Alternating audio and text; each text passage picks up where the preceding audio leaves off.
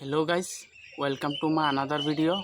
বন্ধুসকল, আজি আমি এই ভিডিঅ'ত ডিছকাছ কৰিম যে আমাৰ যিটো অৰিজিনেল পাতিহাঁহ আছে, এই পাতিহাঁহবোৰৰ বয়স কিমান দিন হৈছে আৰু কি দানা ব্যৱহাৰ কৰিছোঁ বৰ্তমান সময়ত আৰু মেডিচিন কি দিছোঁ, আজি আমি তাৰ ওপৰত ডিছকাছ কৰিম। তো বন্ধুসকল, বেছি দেৰি নকৰি আগুৱাই লৈ যাওঁ আমাৰ এই ভিডিঅ'খন। বন্ধুসকল, দেখা পাইছে স্ক্ৰীনত এইবোৰ হাঁহ পোৱালি হয়, এইবোৰ অৰিজিনেল পাতিহাঁহৰ পোৱালি হয়। আমি ফাৰ্মখনত 50খন পাতিহাঁহৰ পোৱালি সোমাইছিলোঁ, কিন্তু কালি গণি চাইছি কাউণ্ট কৰিছিলোঁ, দুটা কম আছে, দুটা কোনফালে ওলাই গৈছে গম নাপাওঁ, কিন্তু মৰ্টেলিটি বন্ধুসকল এটাও হোৱা নাই। আমি দেখিছোঁ কোনফালে ওলাই গৈছে চাগে, নহ'লে কিবা হৈছে, এন্দুৰে লৈ গৈছে চাগে।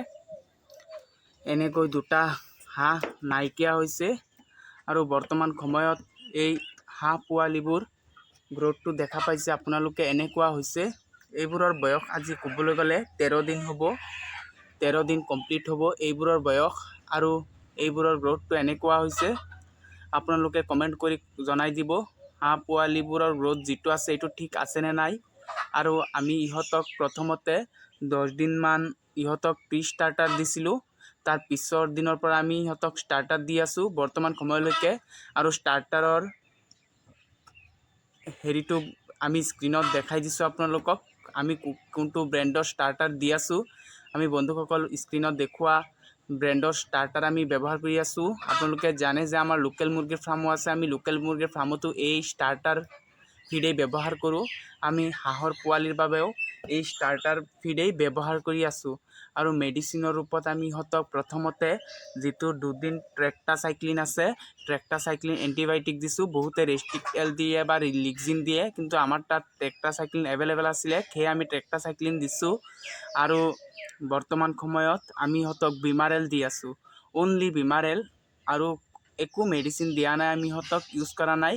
আমি যেতিয়া 20 দিন কমপ্লিট হ'ব তেতিয়া আমি ইহঁতক এটা কেলছিয়াম দিম, যিটো হৈছে অশ্বমিন মেংগানিজ আছে। কাৰণ হাঁহৰ পোৱালিবোৰ চাব বা হাঁহ চাব লেংৰা হৈ যায়, হাঁহৰ বেমাৰ এটাই লেংৰা হৈ যায়।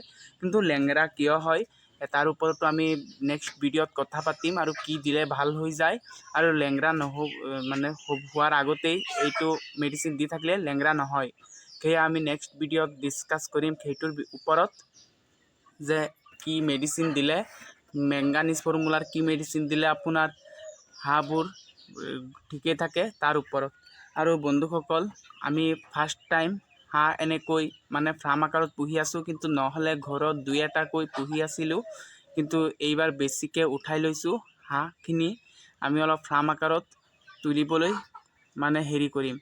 আৰু বন্ধুসকল, আপোনালোকে যদি ভিডিঅ'টো ভাল লাগি থাকে ভিডিঅ'খনত এটা লাইক কৰি দিব, আৰু যদি আৰু কিবা কুৱেশ্যন থাকে হাঁহৰ ওপৰত বা মুৰ্গী পালনৰ ওপৰত, তেনেহ'লে কমেণ্ট কৰি দিব, আমি তাৰ ওপৰতে ভিডিঅ' বনাম। আৰু আমি হাঁহ কিমান দিনত বিক্ৰী কৰিব পাৰিম, কিমান দিনত চেল আউট কৰিব পাৰিম, আৰু হাঁহৰ বেমাৰ কি কি হয়, বা হাঁহ পুহিলে কিমান খৰচ হয়, কিমান বস্তা দানা খাব, তাৰ ওপৰত আমি ডিটেইলছত কথা পাতিম নেক্সট ভিডিঅ'ত। আজিৰ ইমানখিনিয়েই। যদি আপোনালোকে আমাৰ ইউটিউব চেনেলৰ পৰা চাই আছে, তেনেহ'লে প্লিজ আমাৰ চেনেলখন ছাবস্ক্ৰাইব কৰি নিজৰ কৰি লওক। আৰু যদি কোনোবাই ফেচবুক পেজৰ পৰা চাই আছে, তেনেহ'লে প্লিজ আপোনালোকে আমাৰ ফেচবুক পেজখন ফ'ল' কৰি লওক। ধন্যবাদ।